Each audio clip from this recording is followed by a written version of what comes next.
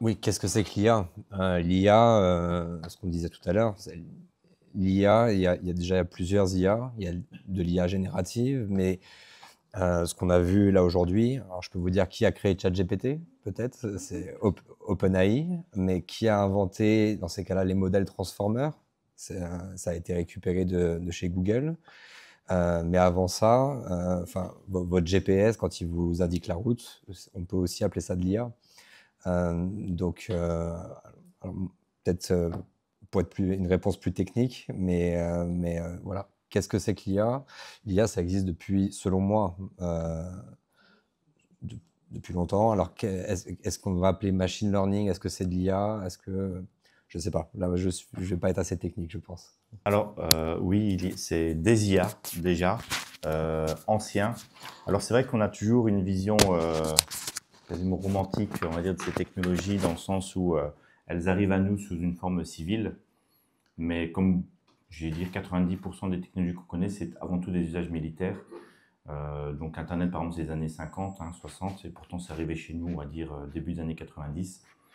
L'IA, vous voyez que finalement, ça arrive chez nous dans des usages civils. Alors quand on dit civil, ça veut dire quoi? Ça veut dire qu'en fait, on a réussi à transposer sur un interface utilisateur, un téléphone, un écran, de l'intelligence ou une technologie. Donc c'est là qu'on considère qu'il y a un usage réellement civil, et donc ça est arrivé, on va dire, il y a 3 ou 4 ans. Donc dites-vous que c'est arrivé finalement d'un point de vue militaire il y a une trentaine d'années.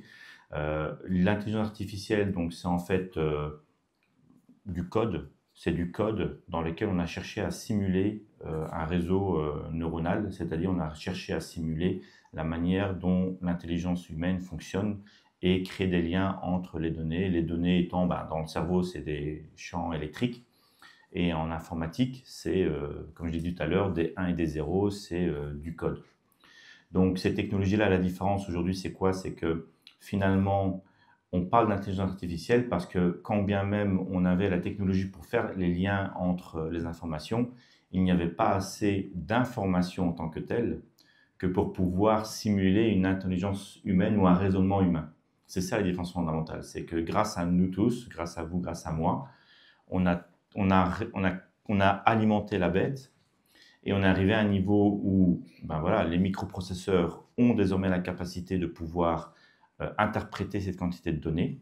On a la technologie, donc le code, qui a permis justement de créer ce raisonnement analytique, émotionnel parfois, du neurone humain. Et les deux mis ensemble ont fait qu'en effet, aujourd'hui, on a des IA vraiment partout dans le monde, hein, aux États-Unis, en Chine, en Russie, en Europe aussi.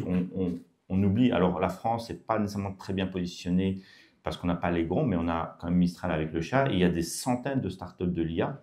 Donc c'est sans doute le seul secteur dans lequel l'Europe, en termes de nombre de startups, n'a pas à rougir par rapport à d'autres continents. Maintenant, la différence, c'est que là, il y en a 500, on va dire, en Europe, ça pèse le poids d'OpenAI aux États-Unis. Donc, c'est des IA, c'est des créateurs, oui, à la base, principalement américains, qui ont justement, qui sont passés par une étape intermédiaire qu'on appelait le deep link ou le deep search, qui est finalement, vous avez peut-être entendu parler de ça il y a une dizaine d'années, on commençait à avoir des outils où, par exemple, à base de photos, en étudiant des multitudes de photos, eh bien, on arrivait à déduire la marque d'un modèle automobile, le fait quand voilà, une personne va développer telle ou telle pathologie. En fait, ça a commencé comme ça. Ça a commencé par le fait qu'on a fait digérer plein de photos à des modèles qui étaient auto-apprenants. Mais on a dû coder la manière dont on allait auto-apprendre. La différence maintenant avec l'IA, c'est qu'en fait, on a codé le raisonnement émotionnel et analytique du